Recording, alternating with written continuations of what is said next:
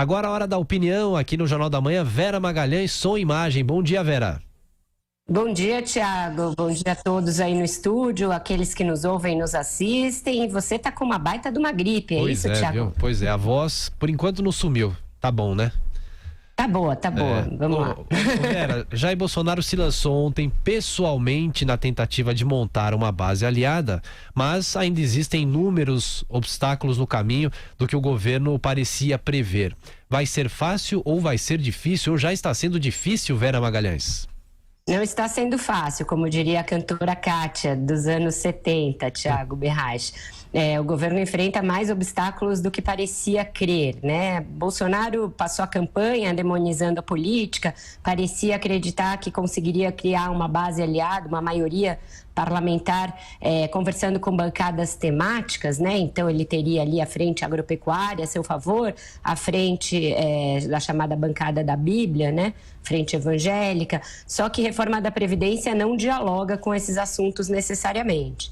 O Bolsonaro teve de ouvir uma espécie de aula do presidente da Câmara, Rodrigo Maia, em evento aqui em São Paulo ontem. Rodrigo Maia disse o seguinte: olha, ele pode escolher 2 caminhos para governar, os 2 são legítimos. Um é com coalizão e o outro é sem coalizão. Coalizão se faz com partidos, não com bancadas temáticas. E aí até ironizou, disse: se o Bolsonaro quiser negociar, por exemplo, toda a pauta da bancada ruralista, ele vai gastar uns 10% do que vai economizar com a reforma da Previdência, mostrando que o fato de negociar com bancadas temáticas não tira da equação os pedidos dos parlamentares. Então, teria de haver todo um rearranjo dessa maneira como o governo enxerga a articulação política, Thiago, fazendo com que os seus representantes, os ministros, né, os representantes do Executivo, negociem com as lideranças partidárias, mas essa ficha ainda não caiu.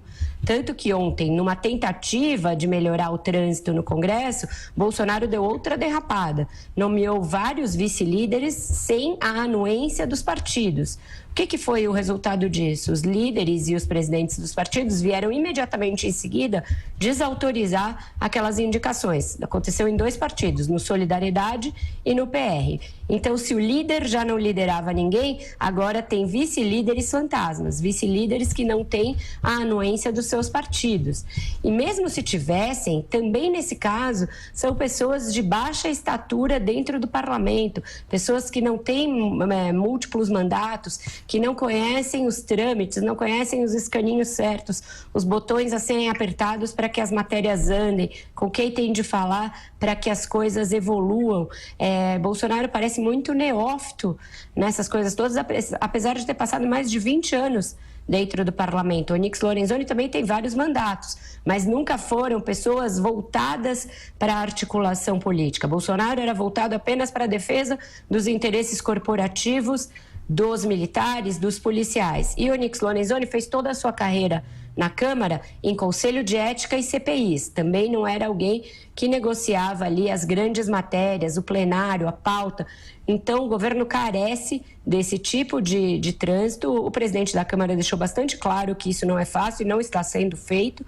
Ontem, Bolsonaro se reuniu com os líderes, foi ali uma demonstração de que está disposto a ouvir, mas ainda falta muito, falta evoluir e falta montar um xadrez profissional nesse tabuleiro aí, Thiago.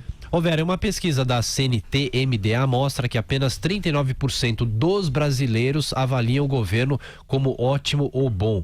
E a grande questão é, será que é um índice que garante uma lua de mel mais prolongada para Jair Bolsonaro, hein, Vera? Não, foi uma lua de mel daquelas curtas, que a pessoa tira uma semaninha, 2 e tem de voltar logo ao trabalho.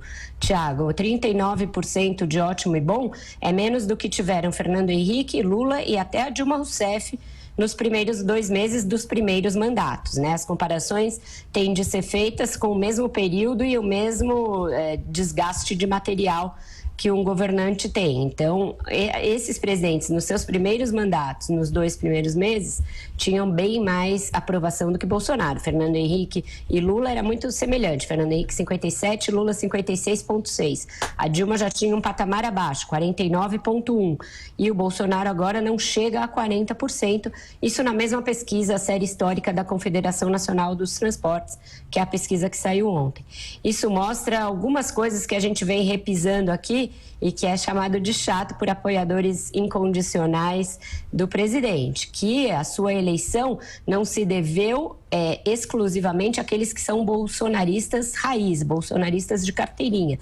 Tem uma junção aí de eleitores que fez com que o Bolsonaro ganhasse de Fernando Haddad por uma série de circunstâncias, porque as pessoas não aguentavam mais o PT, estavam indignadas com a corrupção dos governos do PT, estavam desalentadas com o buraco na economia que Dilma Rousseff provocou. Então, tudo isso fez com que elas procurassem um porto seguro e encontrassem em Jair Bolsonaro aquele que tinha mais chances de vencer o PT, vencer a estratégia do Lula, aquela urdida de dentro da prisão de indicar um poste que depois governaria sob os seus auspícios. Então, Bolsonaro foi para muita gente o menos pior dos candidatos. Esse índice não se reflete na aprovação do seu governo, ainda mais com as cotoveladas e as derrapadas que a gente tem visto, principalmente na política.